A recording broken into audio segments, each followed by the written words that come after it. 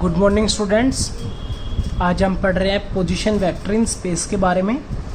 तो position vector पढ़ने के लिए हमें क्या करना पड़ेगा कि कोई भी स्पेस के अंदर पॉइंट लेना पड़ेगा। तो हमने यहाँ पर एक पॉइंट मानना है P, जिसके कोऑर्डिनेट्स x, y, z है। ठीक है, मानते हैं let at instant t time के ऊपर वो ऑब्जेक्ट P पोजीशन के ऊपर था और उसके कोऑर्डिनेट्स ये हैं। तो ये वाला जो वेक्टर लिया है मैंने, P का पोजीशन वेक्टर रिप्रेजेंटेशन किया है, दैट इज R वेक्टर। तो R वेक्टर को मैं क्या लिख सकता हूँ, पीछे भी हमने डिस्कशन किया था, जो x एक्सिस के साथ कंपोनेंट होता है वहाँ पर i कैप यूज किया जाता है, y एक्सिस के साथ जो कंपोनेंट होता है वहाँ पर j कैप यूज किया जाता है, और z एक्सिस के साथ जो कंपोनेंट होता है वहाँ पर k कैप यूज किया जाता है। तो R वेक्टर को मैं लिख सकता हूँ x i cap plus y j cap plus z k cap के बराबर। अगर इसका मैग्नीट्यूड निकालना पड़े तो क्या करना पड़ेगा, मैग्नीट्यूड ऑफ R वेक्टर यानी कि मॉडुलस ऑफ R वेक्टर भी आप बोल सकते हो, दैट इज x का square plus y square plus z square का अंडर रूट होगा। यानी कि R स्क्वायर पूछा जाता तो आप यहाँ पर लिख सकते थे x square plus y square plus z square, लेकिन हमने निकाला है R, तो इसका क्या हो जाएगा, अंडर रूट हो जाएगा। डिस्प्लेसमेंट वेक्टर निकालना चाहते हैं तो पहले उसकी पोजीशन हमें क्या करनी पड़ेगी, डिस्प्लेस करनी पड़ेगी। माना ये वाला पोजीशन t टाइम के ऊपर था, तो कुछ टाइम के बाद ये वाला ऑब्जेक्ट यहाँ पर मिलता है, जिसके position coordinates x1, y1, z1 है, और इस पॉइंट को मैंने नाम लिया है Q, जिसका पोजीशन वेक्टर r1 के बराबर है। तो ये वाला जो हो गया वेक्टर, ये हो गया इसका डिस्प्लेसमेंट वेक्टर। ठीक है, तो यहाँ पर जो टाइम है, यहाँ पर जब ऑब्जेक्ट था तो वहाँ पर टाइम था t, यहाँ पर मैंने माना है t1 टाइम के ऊपर वो ऑब्जेक्ट q पोजीशन के ऊपर है। तो r1 की पोजीशन वेक्टर लिखना चाहता हूँ तो r1 को क्या लिख सकते हैं, x1 i cap, y1 j cap, z1 k cap के बराबर। ठीक है, the position vector of the particle in time interval t1 minus t, that is known as displacement. ये वाला क्या हो गया, displacement vector. P Q vector को मैं डिस्प्लेसमेंट वेक्टर लिखूंगा, तो पी क्यू को मैंने दिया है डेल आर वेक्टर के बराबर। तो डेल आर वेक्टर किसके बराबर हो जाएगा, final position vector minus initial position vector. Final position vector क्या है, r1 वेक्टर माइनस में r वेक्टर। r1 वेक्टर की वैल्यू क्या है, x1 i cap plus y1 j cap plus z1 k cap, ये वाला नेगेटिव साइन। r वेक्टर की value क्या है हमारे पास, x i cap, y j cap plus z k cap. देखो यहाँ पर भी i कैप है, यहाँ पर भी i कैप है, मैं i कैप को कॉमन ले सकता हूँ, कॉमन लेंगे तो क्या हो जाएगा, x1 minus x i cap. इसी तरह इन दोनों टर्म्स के अंदर से j वेक्टर को कॉमन लिया जा सकता है, j कैप को, तो क्या हो जाएगा, y1 minus y j cap plus z1 minus z k cap. यहाँ पर नेगेटिव साइन बीच में नेगेटिव होने की वजह से आ रहा है।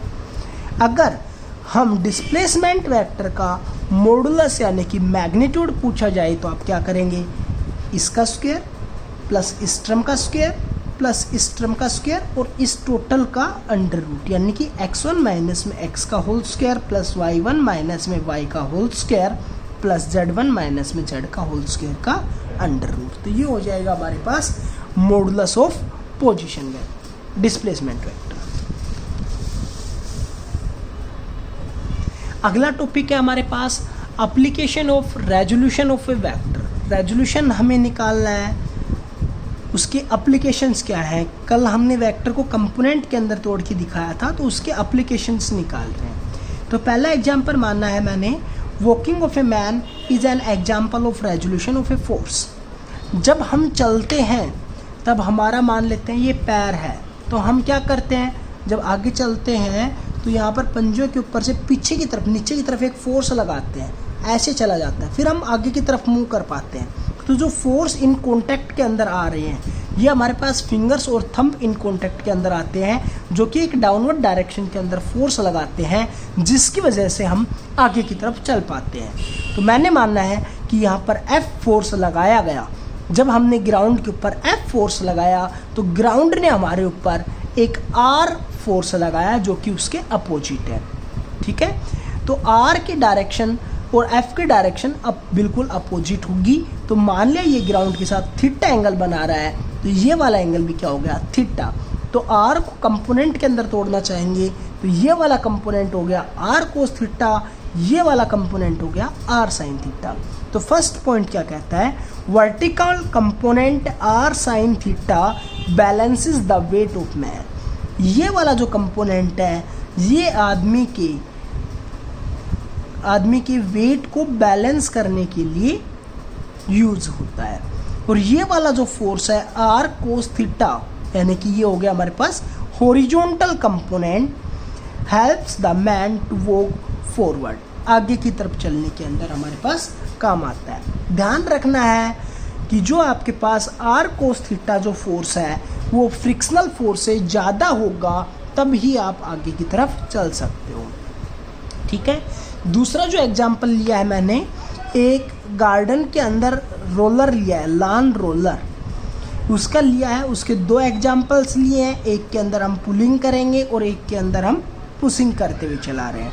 ये हमारे पास रोलर है, इसको हमने पुलिंग करते हुए यानी कि बाहर की तरफ खींचकर ऐसे चला रहे हैं, और दूसरे वाले के अंदर रोलर को हम ऐसे आगे की तरफ धकेलते हुए चला रहे हैं। तो ये मैंने दो एग्जाम्पल्स लिए हैं।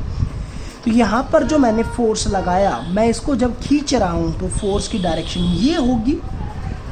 मान लिया मैंने हॉरिजॉन्टल के साथ थीटा एंगल के ऊपर फोर्स लगाया हुआ है, तो ये वाला एंगल हो गया थीटा। अब मैं F को दो कंपोनेंट में तोड़ता हूँ, तो इधर हो गया F कोस थीटा, इधर हो गया F साइन थीटा। ये वाला हो गया उसका जो वेट यानी कि mg जो फोर्स लग रहा है डाउनवर्ड डायरेक्शन के अंदर, वो हो गया।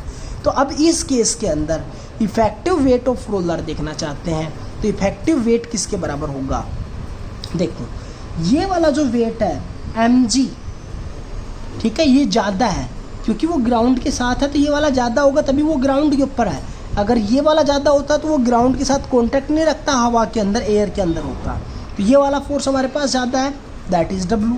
लेकिन ये वाला जो फोर्स उससे अपोजिट है, तो हमारे पास net effective weight of roller क्या बच गया। इस वाले वेट में से अगर मैं ये वाला फोर्स सब्ट्रैक्ट कर दूं तो हमारे पास क्या आ गया, इफेक्टिव वेट ऑफ रोलर। तो क्या हो गया, W minus F sine theta.